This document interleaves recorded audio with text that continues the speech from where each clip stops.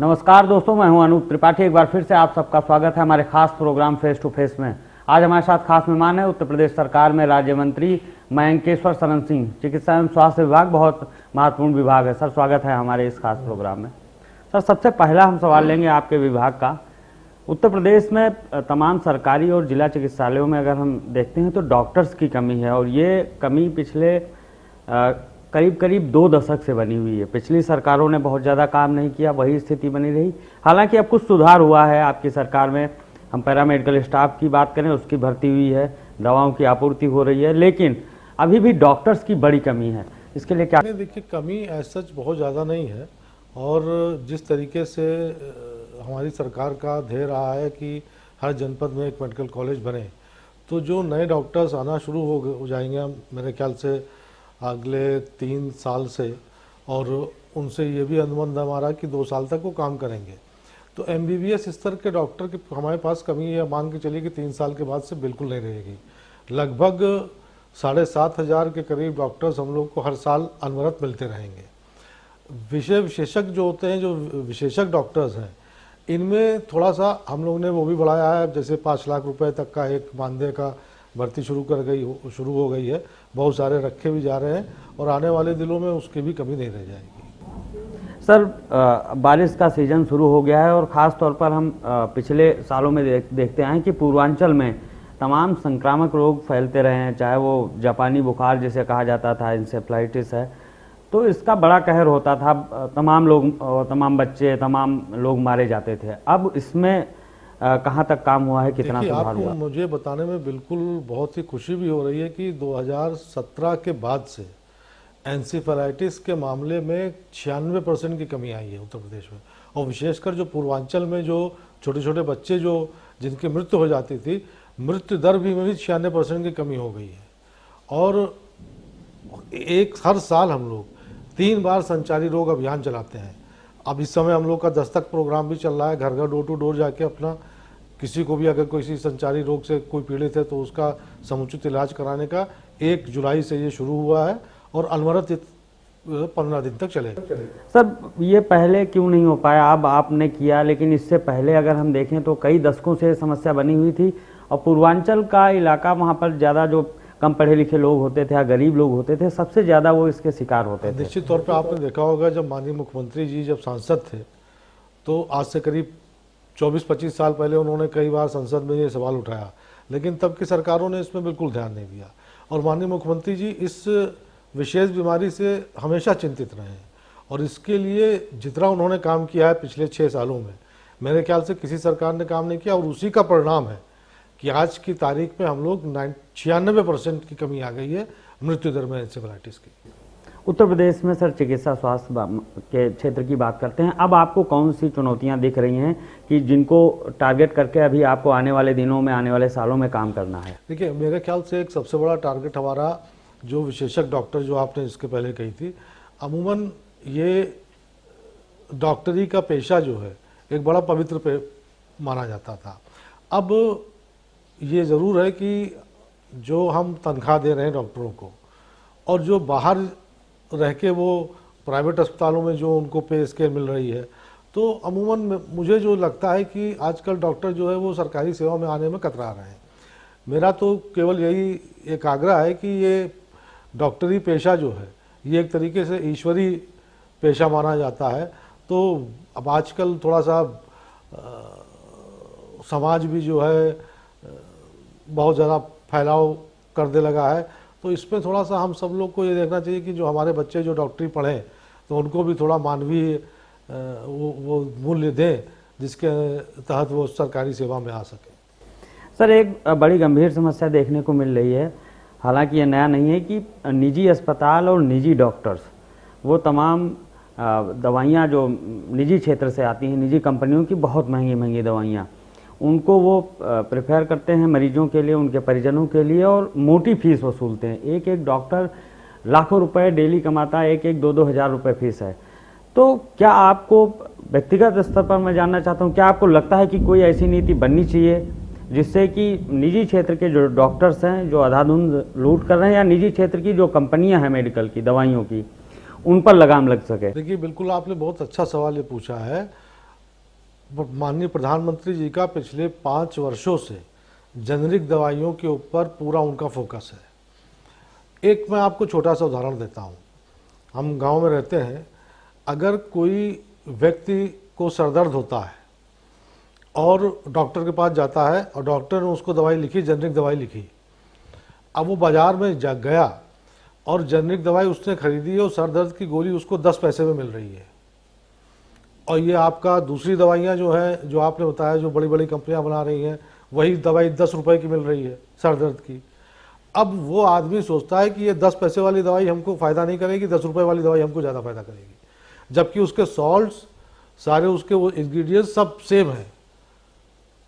हमारा माइंडसेट भी थोड़ा सा हो गया है, खासकर हम हिंदुस्तानियों का, कि जो हमारा महंगी वाली चीज़ हमको ज़्यादा फ़ायदा करेगी। हर जनपद में जेनरिक दवाइयों के दुकानें बनी हुई हैं और स्पेशली हर जिला अस्पताल के पास ही जेनरिक दवाइयों का एक बना। मैंने देखा है कि वहाँ पे आदमी जाते ही नहीं।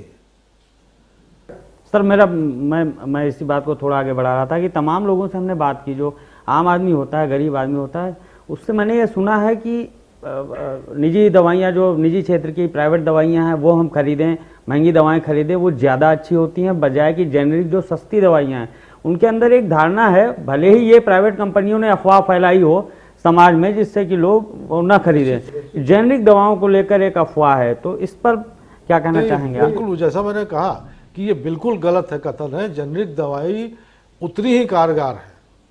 हाँ, जेनरिक हर तरह की दवाई में जेनरिक नहीं है, कुछ हैं 10, 20, 25 के करीब जो हैं। हमारे यहाँ करीब 550 के करीब पूरा वो है, लेकिन उसमें 2-4 नहीं है, लेकिन ज़्यादातर दवाइयाँ जेनरिक आ रही हैं।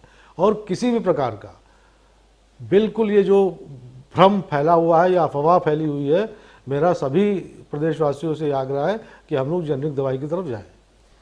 आयुष्मान कार्ड की चर्चा करते हैं सर, बड़ी उपलब्धि है केंद्र सरकार की और उत्तर प्रदेश में सबसे ज़्यादा इसके लाभार्थी भी हैं, लेकिन तमाम जगहों पर समस्या ये आ रही है कि निजी अस्पताल ये कह देते हैं कि आयुष्मान कार्ड पर हम इलाज नहीं करेंगे क्योंकि हमें सरकार से पेमेंट नहीं मिला है पिछला। तो ये कई जगह दिक्कत कई जिलों में देखने को मिल रही है, इसके लिए क्या कदम उठाए? जहाँ से भी कोई स्पेसिफिक किस तरह की कोई आती है तो हम लोग प्रयास करके, 1-2 जगह से आए भी तो प्रयास करके उनका सरकारी कामकाज में आप जानते हैं कभी कभी कुछ ना कुछ कमी रह जाती है तो अपना वो टीका टिप्पणी लगा दिए। तो इस तरीके से निर्देश भी हम लोग की तरफ से है कि बहुत ज़्यादा उस पर वो ना करें। और पिछले कुछ महीनों से तो मैं देख रहा हूँ काफ़ी सुचारू रूप से चल रहा है। सर, हम बात करते हैं स्वच्छता अभियान की प्रधानमंत्री मोदी जी का। उत्तर प्रदेश सबसे ज़्यादा आबादी वाला राज्य है, स्वच्छता अभियान चलाया गया। स्वास्थ्य के क्षेत्र में, चिकित्सा के क्षेत्र में कितनी मदद मिली इस अभियान से? क्या कुछ फर्क मिला है? बीमारियां कुछ कम हुई हैं? देखिए, निश्चित तौर पे स्वच्छता की वजह से बीमारियों पे हम लोग बहुत अंकुश लगा सकते हैं और प्रधानमंत्री जी का शुरू से ही इस पे बहुत फोकस रहा है, उत्तर प्रदेश सरकार का भी फोकस रहा है और ये हम सब लोग खुद भी अपना देखें। एक मैं उदाहरण के लिए आपको दे दूं कि जो हमारे पूरे प्रदेश में जितने हॉस्पिटल्स हैं, एक दिन में हमारी ओपीडी लगभग 42 लाख से ज़्यादा होती है पूरे उत्तर प्रदेश की। जो हमारी सीएचसी, पीएचसी, जिला अस्पताल, मेडिकल कॉलेजेस, इन सब को अगर हम लोग जोड़ के दिखाएं, अब ये 42 लाख लोग रोज आते हैं हॉस्पिटल्स में। एक जो आपका जो कहना है कि हमारे सरकारी अस्पताल में जो स्वच्छता है, वो जो प्राइवेट हॉस्पिटल हैं, मेदांता है, फोर्टिस है या इस तरह के अपोलो हैं, वो संभव नहीं है। वो नहीं। आप ये देखिए कि उनकी टोटल ओपीडी कितनी हो रही है और 42 लाख लोगों को हम लोग संभाल रहे हैं। इसमें बहुत सारे संख्या बिहार की भी है, मध्य प्रदेश की भी है, छत्तीसगढ़ की है, नेपाल के भी बहुत सारे लोग आते हैं जो उत्तर प्रदेश में आके इलाज कराते हैं। तो ख्याल हम लोग पूरा रख रहे हैं और एक थोड़ा सा कमी भी पिछले समय में रही कि जो हमारे ये खासकर ये 2 कैडर, एक स्वीपर का कैडर और एक दाई का कैडर, ये बहुत दिन से खाली चला है। अभी मुख्यमंत्री जी ने ये निर्देश भी बल्कि कल ही दिया है कि सभी विभाग जो हैं, जो खाली पद हैं, उनको जल्दी से जल्दी भरें। बारिश का मौसम चल रहा है, आपने अभी बताया कि 1 महीने का पूरा अभियान चल रहा है संक्रामक रोगों से बचाव के लिए। आप उत्तर प्रदेश के लोगों से और आम जनता से किस तरह की अपील करेंगे, किस तरह का सहयोग करें जिससे कि संक्रामक रोग न फैलें, किस तरह का बचाव करें? देखिए, एक तो सबसे बड़ा मेरा सबसे आग्रह है कि 2 तरह के पानी, एक गंदा पानी, एक साफ पानी, अब गंदे पानी में मलेरिया और तरह तरह के मच्छर उत्पन्न होते हैं, साफ पानी में डेंगू का मच्छर होता है। तो सबसे अच्छा उपाय यही है, प्रिवेंटेशन जो हम लोग जिसको कहते हैं, कि पानी जमा ना होने दें। घर के अंदर हो या घर के बाहर हो, गमला रखा हो, कोई आपका अगर मान लीजिए कोई टूटा फूटा बर्तन है, अब वो बर्तन पड़ा रहता है अपना, उससे पानी वो हो गया, तो ये सब चीज़ों पे हम लोग ध्यान दें। और बाकी सरकार जो प्रयास, देखिए सरकार का प्रयास से ही अंतिम प्रयास नहीं हो सकता, इसमें हर व्यक्ति को प्रयास करना पड़ेगा। और अगर मान लीजिए किसी एक घर में ही मच्छर उत्पन्न हो गए तो वो अगल बगल भी फैलाएंगे, वो सब असर करेंगे तो बिल्कुल। इसलिए मेरा सभी से ये विनम्र प्रार्थना है कि हम लोग अपनी रक्षा स्वयं करना भी सीखें। सर, अब हम कुछ सवाल लेंगे राजनीतिक। उत्तर प्रदेश में इस समय ओम प्रकाश राजभर की बड़ी चर्चा है पिछले कुछ दिनों से। लगातार वो मोदी जी से भी मिले, अमित शाह जी से मिले, आप लोगों से भी मुलाकात होती रहती है। अब ये कहा जा रहा है कि वो उत्तर प्रदेश सरकार, आपकी सरकार में कैबिनेट में आने वाले हैं, एनडीए के साथ आने वाले हैं। कब तक उम्मीद करें कि वो बीजेपी के साथ आ जाएं? अब ये तो हमारे वरिष्ठ नेतागण ही तय करेंगे क्या होना है क्या नहीं होना है। इसमें मेरे ख्याल से मैं अधिकृत भी नहीं हूँ कुछ कहने के लिए, लेकिन निश्चित तौर पे अगर वो आएंगे तो सब मिल के काम करेंगे तो बेहतर। पॉलिटिकल कितना फायदा होगा ओम प्रकाश राजभर के आने से, खासतौर पर हम पूर्वांचल की अगर बात करते हैं, कितना फायदा होगा? नहीं, निश्चित तौर पे उनका एक ठीक ठाक वोट बैंक है और फायदा उस पर मिलना है, उनको भी मिलेगा, पार्टी को भी मिलेगा। जब साथ मिलकर लड़ेंगे तो फायदा होगा ही होगा। लेकिन जयंत चौधरी आने के लिए तैयार नहीं, उन्होंने मना कर दिया। अभी खबर मिली पिछले दिनों कि वो बीजेपी के साथ नहीं आना चाहते। वो कह रहे हैं हम समाजवादी पार्टी के साथ ही गठबंधन में शामिल रहेंगे और 2024 के चुनाव में हम उत्तर प्रदेश में बीजेपी को हराने का काम। अब राजनीति में तो कुछ कहा नहीं जा सकता, कब क्या हो जाए, कब हाँ ना में बदल जाए, कब ना हाँ में बदल जाए, इसका यानी संभावनाएं हैं भी जयंत चौधरी? संभावनाएं तो असीम है, राजनीति में संभावनाएं कभी खत्म नहीं होती। उत्तर प्रदेश में खासतौर पर बीजेपी मुस्लिम वर्ग के लिए जो अभियान चला रही है सर, उसको आप कैसे देखते हैं? क्या आपको लगता है कि वाकई जो अति पिछड़े मुस्लिम हैं, जिन्हें पसमानदा मुसलमान कहा जाता है, क्या वो बीजेपी के साथ आएंगे? देखिए, एक तो भारतीय जनता पार्टी किसी भी धर्म या किसी भी वर्ग के पक्ष में नहीं है। हम सबके लिए काम करते हैं। ना तो हमने ये देखा कि अगर उसको प्रधानमंत्री आवास मिल रहा है तो किस जात का है या किस पंथ का वो है। काम हम सबके लिए करते हैं। अब किस वजह से मुस्लिम वोट हमको नहीं मिलता है ये वही ज़्यादा बेहतर बता सकते हैं, लेकिन हम लोग काम सबके लिए कर रहे हैं। और निश्चित तौर पे जहाँ तक पसमानदा मुस्लिम भाइयों की बात है, आज तक अगर सही पूछा जाए तो चाहे कांग्रेस हो या सपा हो या बसपा हो, इन्होंने मुस्लिम को एक वोट बैंक की तरह ही देखा है। आज जब से प्रधानमंत्री मोदी जी ने देश की कमान संभाली है और जब से आदरणीय योगी जी ने उत्तर प्रदेश की कमान संभाली है, आज मुसलमान का बच्चा भी लैपटॉप चलाना सीख गया है। तो ये अंतर आना शुरू हो गया है। और जिस बच्चे के पास लैपटॉप पहुंच गया है, वो जब वोट देने का अधिकारी होगा तब उसकी समझ में आएगा कि लैपटॉप का क्या महत्व है, दीनी शिक्षा का क्या महत्व है और लैपटॉप का क्या महत्व है। और जिस दिन वो लैपटॉप का महत्व समझ जाएगा, वो अपने आप भारतीय जनता पार्टी का वोटर बन जाएगा। निकाय चुनाव में कुछ प्रत्याशी उतारे थे पार्टी ने और कुछ वोट भी आया। ये आंकड़े जब सामने आए तो ये लगा कि नहीं, कुछ वोट आए हैं और कुछ मुस्लिम कैंडिडेट्स भी जीत कर आए। अब 2024 के लिए बड़ी तैयारी है, पूरे प्रदेश में अभियान चलाया जा रहा है अल्पसंख्यक मोर्चा की तरफ से। कितनी उम्मीद है, क्या कुछ? आप जैसे मैं सीतापुर का प्रभारी हूँ, तो सीतापुर में ही खैराबाद एक सीट है, वहाँ लगभग 85% मुस्लिम आबादी है और वहाँ हमारा कैंडिडेट भी मुस्लिम था, वो जीता। इसी प्रकार से आप यहाँ पे देख लें, एक रायबरेली जनपद में परसदेपुर नगर पंचायत है, वहाँ भी लगभग 85% मुस्लिम कैंडिडेट है, वहाँ भी हमारा मुस्लिम कैंडिडेट था, हमारा कैंडिडेट हार गया। दूसरे नंबर पे हमारा कैंडिडेट रहा, एक इंडिपेंडेंट कैंडिडेट वहाँ से जीता है, लेकिन समाजवादी कैंडिडेट को वहाँ पे केवल 6 वोट मिले, मात्र 6 वोट। तो इससे भी आप समझ सकते हैं कि यानी कि आपको लग रहा है कि समाजवादी पार्टी से जो मुस्लिम वोटर्स हैं उनका मोह भंग हो रहा है। निश्चित तौर पे आप मेरठ में देख लें, मेरठ में आप देख लें, मेरठ में क्या पोजीशन है। सहारनपुर नगर पालिका, सहारनपुर में मात्र 10,000 वोट मिले हैं समाजवादी पार्टी के मेयर कैंडिडेट को पूरे सहारनपुर में। अब आप इसी समझ लें कि सहारनपुर में अच्छी खासी मुस्लिम आबादी है। अब इसका जवाब समाजवादी पार्टी देगी।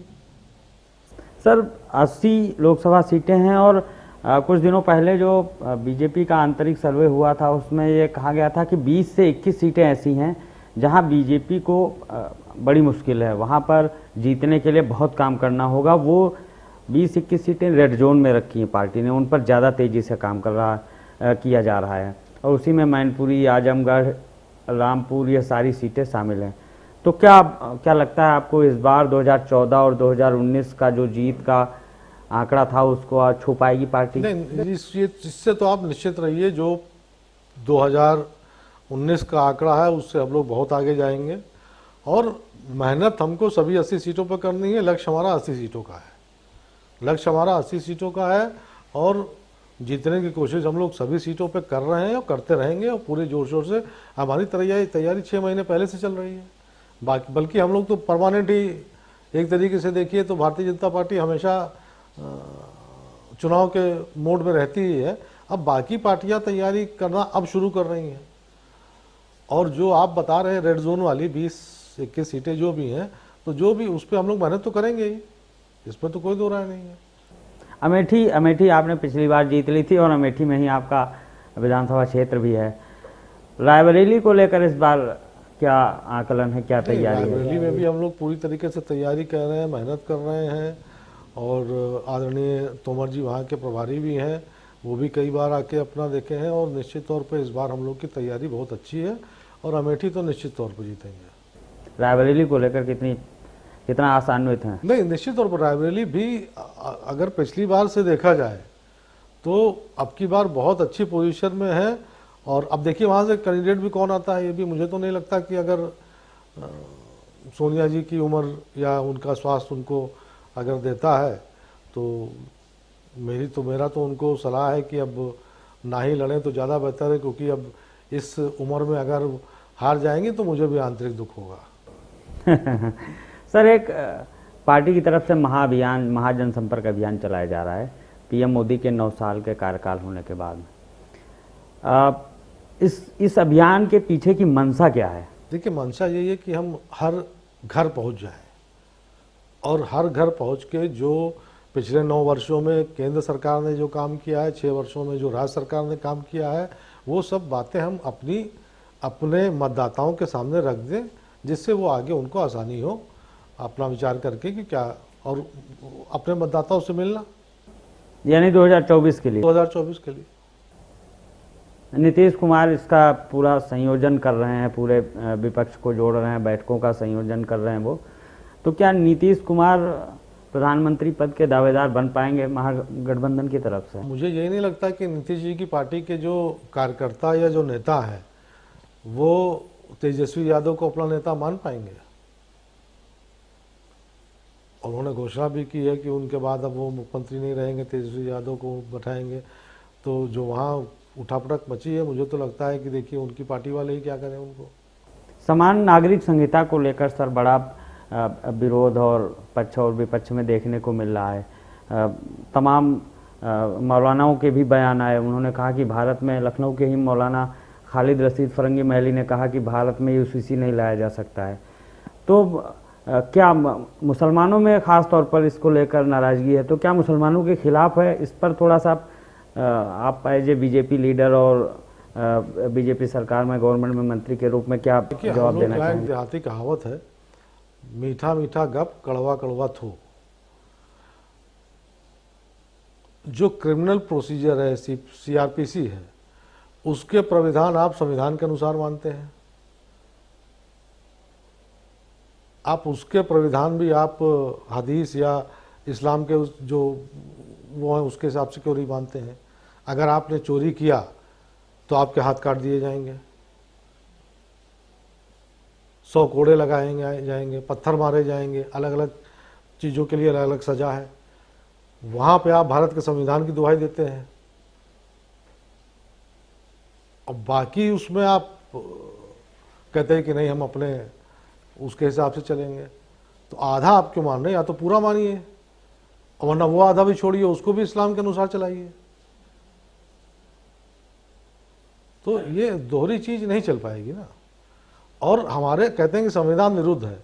संविधान के धारा 44 में स्पष्ट रूप से कहा गया है कि भारत पे आगे चल के हमको सामान्य नागरिक सहायता लानी है। अब कुछ लोगों को एतराज है कि सामान्य नागरिक सहायता नाम बदल दिया जाए, उसका नाम कुछ रहे। नाम बदलने से अब एक इंडियन भारतीय कानून व्यवस्था बना दीजिए, कुछ कह दीजिए, उसमें कोई अंतर नहीं है। केजरीवाल कह रहे हैं पहले विपक्ष के साथ सरकार को चर्चा करनी चाहिए यूसीसी को लेकर, और उसके बाद हम साथ हैं, लेकिन पहले चर्चा करें वो। अब देखिए, किसी के प्रक्रिया बताने से तो कुछ नहीं होता है। आखिर कोई कानून बनाना किसका काम है? कानून बनाना संसद का काम है। जब सरकार अगर कोई ऐसा मसौदा लेके आएगी, वो सदन में पेश होगा, लोकसभा में पेश होगा, राज्यसभा में पेश होगा, और लोकसभा राज्यसभा में सभी को उस पर चर्चा करने का अधिकार है। तो चर्चा तो होगी। देखिए, पब्लिक फोरम में चर्चा हो ही रही है। पिछले मेरे ख्याल से लगभग 20-25 दिन से लगभग हर टेलीविज़न में इसकी चर्चा हो रही है, हर वो चर्चा कर रहा है। तो प्लेटफॉर्म तो चर्चा हो ही रही है। अब बाकी सदन के अंदर जो चर्चा होनी है, वो सदन में जब बिल पेश होगा तब उसके ऊपर सदन में चर्चा होगी और सबको मौका मिलेगा। अभी पिछले दिनों धामी जी मिले थे दिल्ली में आकर प्रधानमंत्री जी से, और उन्होंने कहा कि हम सबसे पहले उत्तराखंड लागू करेगा यूसीसी। तो क्या बीजेपी इसे उत्तराखंड में पायलट प्रोजेक्ट के रूप में लागू करेगी? पहले हम उत्तराखंड में लागू करके देखें, अच्छा रिस्पांस मिलेगा तो हम पूरे देश में लागू कर देंगे। नहीं, देखिए, अंतोगत्वा तो वो पूरे भारत में लागू होना ही होना है। और ये केंद्रीय एक्ट की तरह ही लागू होगा। बाकी उत्तराखंड ने अपना शुरू किया है, शुरुआत उत्तराखंड ने अगर वो अपने प्रदेश में लागू कर देंगे तो उसके हो सकता है कल उत्तर प्रदेश में भी शुरू हो जाए। सर, एक सवाल हम लेंगे पश्चिमी यूपी को लेकर। पूर्वांचल में आप मजबूत हैं, बुंदेलखंड में मजबूत हैं, पश्चिमी यूपी में हालांकि ठीक ठाक पोजीशन है, अच्छी पोजीशन है, लेकिन 2022 के चुनाव में राष्ट्रीय लोकदल को 8 सीटें मिली और इससे लगा कि वो एक बार फिर से जीवित हो गए हैं, खड़े हो गए हैं। तो वो चुनौती 2024 में समाजवादी पार्टी के साथ मिलकर बन सकते हैं अगर वहाँ पर मुस्लिम और जाट समीकरण बन गया। देखिए, एक तो सबसे बड़ी चीज़ ये है कि ऐसा नहीं है कि रालोद के पास पूरा जाट है। आप पिछले लोकसभा में आप देखिए, संजीव बालियान जी ने इन्हीं को हराया चुनाव। बड़ी संख्या में जाट वोटर भाजपा को मिले। संजीव बालियान जी जाट नहीं है क्या? तो ये एक मिथक बना है कि सारा जाट रालोद के साथ है। मैं इसको बिल्कुल नहीं मानता।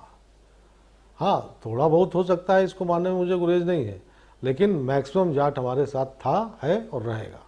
किसानों का भी विरोध लगातार चल रहा है लंबे समय से, तो क्या ये कुछ असर करेगा? पश्चिमी किसान है कौन? जो हमारे विरोधी हैं वही है। हिंदुस्तान का 80% किसान हमारे साथ है, 20% हमारे खिलाफ है।